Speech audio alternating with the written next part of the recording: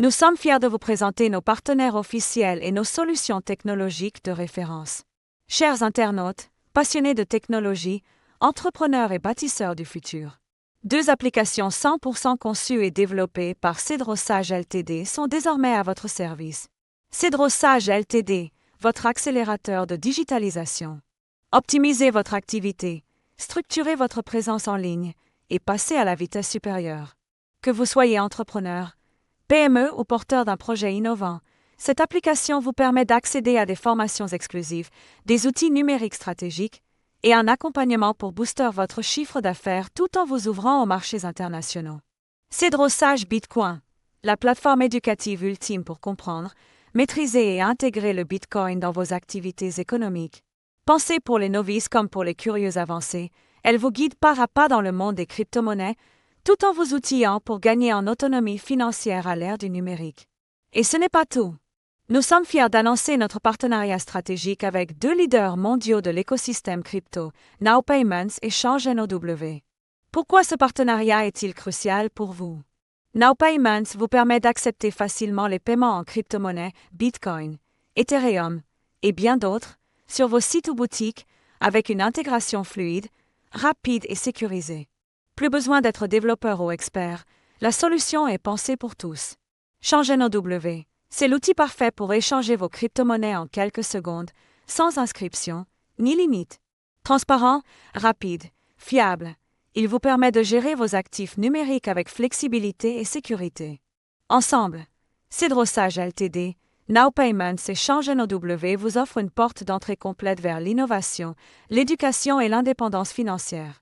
Les liens pour télécharger nos applications sont disponibles en bio et en description de cette publication. N'attendez plus pour transformer votre avenir. Scannez, téléchargez, apprenez et passez à l'action. Merci à nos partenaires pour leur confiance continue. Bonjour et bienvenue à toutes et à tous. Aujourd'hui, on plonge dans un sujet, disons, brûlant. Les récentes tensions nucléaires entre Washington et Moscou. Et plus particulièrement, ce fameux ordre de déploiement de sous-marins américains, ça fait suite à des déclarations russes assez provocatrices. Oui, bonjour. Des déclarations qui ont effectivement fait beaucoup réagir. Alors, pour notre analyse, on s'appuie sur des extraits d'un rapport assez détaillé sur la géopolitique, les enjeux de cette confrontation. Notre but, c'est vraiment d'extraire l'essentiel, de comprendre les risques immédiats, mais aussi le contexte plus large. Bon, on y va, décortiquons ça. Allons-y. Alors, si on reprend depuis le début, tout a commencé avec cette décision du président Trump. Positionner 2 sous-marins nucléaires, pas n'importe où, mais près de la Russie. C'était une réponse directe, il faut le dire. Oui, une réponse directe aux propos de Dmitri Medvedev. Il avait ravivé le souvenir d'un système soviétique. Le système périmètre, oui. Surnommé main morte ou dead hand en anglais. Exactement. Un système de représailles automatique, c'est ça? C'est ça. Conçu pour une réplique nucléaire, même si le commandement était décapité. L'évoquer, c'est pas anodin. Clairement pas. Et Trump, dans la foulée, qui affirme que les États-Unis sont, je cite, totalement préparés à une guerre nucléaire. Alors là, c'est là que ça devient vraiment intéressant d'analyser le rôle des sous-marins. Les SNLE, donc les sous-marins nucléaires lanceurs d'engins. Oui. Ils sont absolument centraux dans la dissuasion. Pourquoi? Parce qu'ils sont furtifs. Cette furtivité, elle garantit la capacité de seconde frappe. C'est la fameuse destruction mutuelle assurée, la MAD. D'accord. La base de la dissuasion depuis des décennies. Tout à fait. Sauf que, et c'est ce que nos sources soulignent bien, les déployer près de l'adversaire, ça change la donne. Ça crée une ambiguïté, c'est ça que vous disiez, hein? Exactement. Une ambiguïté stratégique majeure et potentiellement très dangereuse.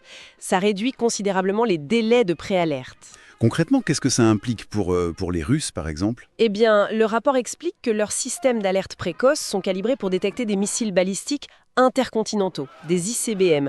Ceux-là, ils ont des temps de vol plus longs, plusieurs dizaines de minutes. Oui. Mais un missile lancé depuis un sous-marin tout proche, le temps de vol est beaucoup plus court, quelques minutes à peine. Ah oui, d'accord. Du coup, les systèmes russes auraient énormément de mal à évaluer la nature de l'attaque, la puissance des ogives, le nombre, une frappe américaine qui se voudrait limitée, peut-être contre des sites militaires. Pourrait être vu comme le début d'une attaque massive. Une tentative de décapitation, précisément. Et dans ce genre de situation, avec un temps de décision quasi nul, le risque d'une riposte massive immédiate devient très élevé.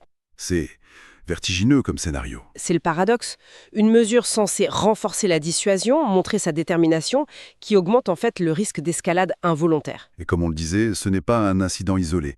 Ça s'inscrit dans un contexte plus large. Oui, tout à fait. Nos sources parlent de nouvelle guerre froide. C'est un terme fort. C'est un terme qui revient souvent, oui. Moins idéologique peut-être que la première guerre froide, mais marquée par une compétition géopolitique très intense. Pour l'influence, pour les ressources, on le voit sur différents terrains. Et la guerre en Ukraine a jeté de l'huile sur le feu, j'imagine. Indéniablement. Ça a gelé le dialogue stratégique, la Russie a suspendu sa participation au traité New START. Le dernier grand traité de contrôle des armements nucléaires entre les deux pays. Exactement. Et dans ce contexte, le rapport suggère que Moscou pourrait être tenté de compenser certaines faiblesses conventionnelles perçues En s'appuyant davantage sur le nucléaire, comme outil de coercition. c'est une des interprétations avancées, oui. Une forme de sanctuarisation agressive. Autre chose qui frappe, c'est la communication, cet échange très direct, très public, entre Trump et Medvedev, sur les réseaux sociaux. Ah oui, ça c'est une caractéristique assez nouvelle à ce niveau de tension.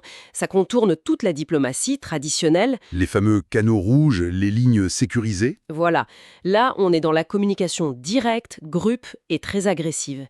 Ça élimine les nuances, les possibilités de désamorcer en coulisses. Donc ça augmente les risques de mauvaise interprétation, de conséquences imprévues, pour reprendre l'expression. Clairement, chaque mot peut être suranalysé, mal compris, et cette déclaration de Trump totalement préparée. Oui, qu'en penser? Comme le soulignent les analyses, y compris celles de nos sources, c'est plus une posture politique qu'une réalité.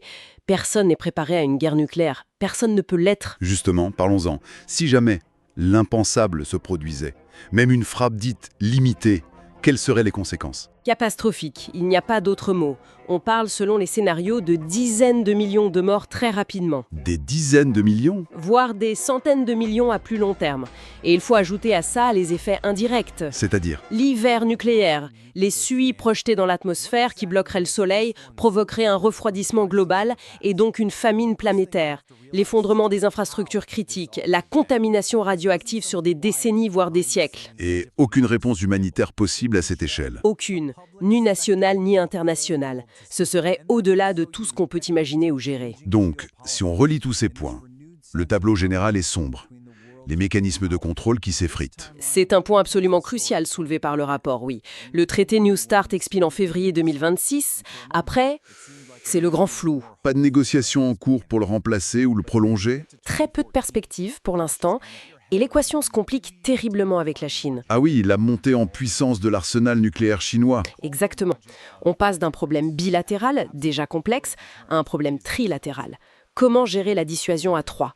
C'est un casse-tête stratégique énorme. Dans ce contexte, que préconisent les analystes? L'urgence absolue, c'est de rétablir des canaux de communication fiables, même informels au début, pour gérer les crises, pour éviter les malentendus fatals. Et la retenue, j'imagine. La retenue mutuelle, oui, c'est essentiel. Éviter les gestes provocateurs, calmer la rhétorique. En résumé donc, on a une rhétorique nucléaire de plus en plus décomplexée, on va dire, Oui. des postures militaires agressives comme ce déploiement de sous-marins, Mhm. et en parallèle les garde-fous diplomatiques et les traités qui s'affaiblissent dangereusement. C'est exactement ça, une combinaison très dangereuse. Le risque d'un conflit nucléaire, même s'il reste aspect rendre le faible, a objectivement augmenté. Les conséquences seraient, elles, inimaginables. Inimaginable, oui. Bon, pour terminer, peut-être une dernière réflexion à laisser à nos auditeurs. On a vu que se préparer à une guerre nucléaire est une illusion, que les garde-fous sont fragiles. Alors, quels pourraient être les facteurs moins visibles, peut-être plus psychologiques ou technologiques, qui pourraient faire pencher la balance, d'un côté ou de l'autre, entre la dissuasion qui tient et le désastre? Je pense aux perceptions des leaders, aux biais cognitifs en pleine crise, peut-être même à l'impact de l'IA sur les systèmes de commandement. Qu'est-ce qui pourrait jouer un rôle décisif dans cet équilibre si précaire? C'est une excellente question et elle est au cœur des préoccupations actuelles, en effet. Des facteurs humains, des erreurs potentielles, ou même l'interaction homme-machine dans des délais ultra courts. Ce sont des zones d'incertitude majeures.